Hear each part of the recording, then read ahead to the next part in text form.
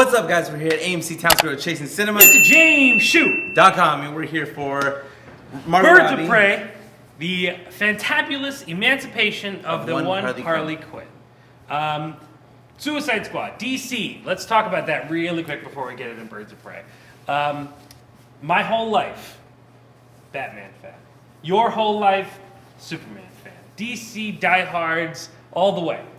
Then the DC Extended Universe comes, and we kind of struggle through it. Suicide Squad, meh. Justice League. But I loved Harley Quinn. Yes, but Harley Quinn was the big standout. And I love Margot Robbie. Everyone loved Margot Robbie as Harley Quinn, I think. And, she was kind of the one thing that everyone knew was going to catapult out of Suicide Squad. They were going to keep her. Not the Joker, not even him. They were going to keep Margot Robbie. I'm not a big fan of the Dawn of Justice or the Batman vs. Superman. I did like Wonder Woman. We both like that. But obviously it's been a really rocky road for DC. This movie, I have to say, does not seem appealing via trailer. I saw it, I said, okay, cool, I see what you're trying to do. Don't really have much interest. Were you hyped for this? No. The trailers didn't do anything for me. I don't know why. Okay. Well, we're going to talk about now the Birds of Prey, the fantabulous emancipation of the Harley Quinn. Of one. Of the one Harley Quinn. I honestly thought this was definitely an improvement for the DC Extended Universe. Only really on the basis that this is the first time I think the style that has kind of been locked in for the DC Extended Universe has kind of been broken. I don't think that they've really got where they wanted to go completely. I think it's stylish and I think it's fun and it feels very different, but it also feels very minor. I think in a weird way it doesn't feel like it's a part of anything bigger than it is. Yes, it's fun. It's kind of like a spin-off, right? Where you kind of have this fun spin-off that exists over here, far left from the timeline. And while I'm sure it will add up to many things, I don't feel like it really sits in a place. I also think it's a movie that its parts are better than a whole. There are multiple scenes in the movie that I enjoyed that I think were really fun. I think the final action piece, which takes place in this crazy fun house, was just not only fun as a viewer, but just so unique because DC has been constantly badged about its grittiness and how dark it is and everything.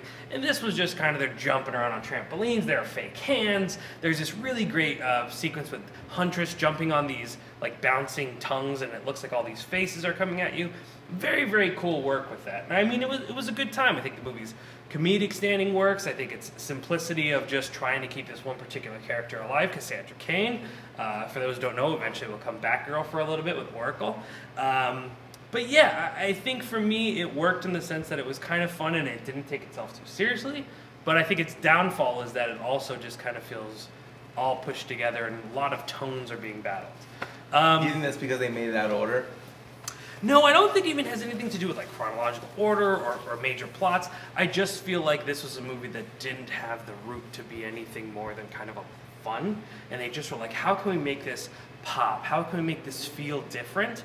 But with that sacrifice comes kind of, I think, the sacrifice and seriousness of some characters. I think Margot Robbie obviously really wins here as Harley Quinn.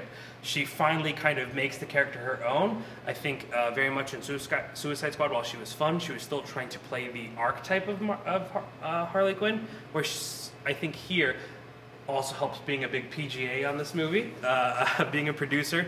She really kind of hones in Harley Quinn as her own. And she's fun to be around, and we kind of get the idea of where she's at mentally, and as she narrates us through this movie, it kind of turns into this almost Deadpool-ish? 90s... Yeah, it definitely has a Deadpool element, and that was kind of the thing that I felt was a little bit too obvious.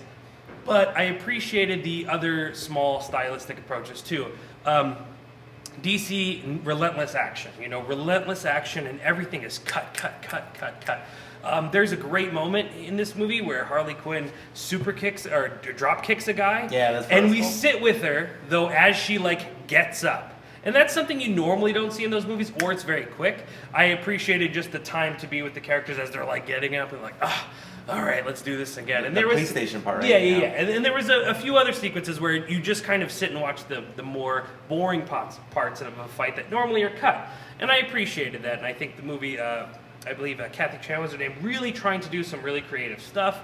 And I appreciated that. I think the movie's tone, like I said, was quite funny. But I think because the movie feels so detached and on its own, it feels like such a side project.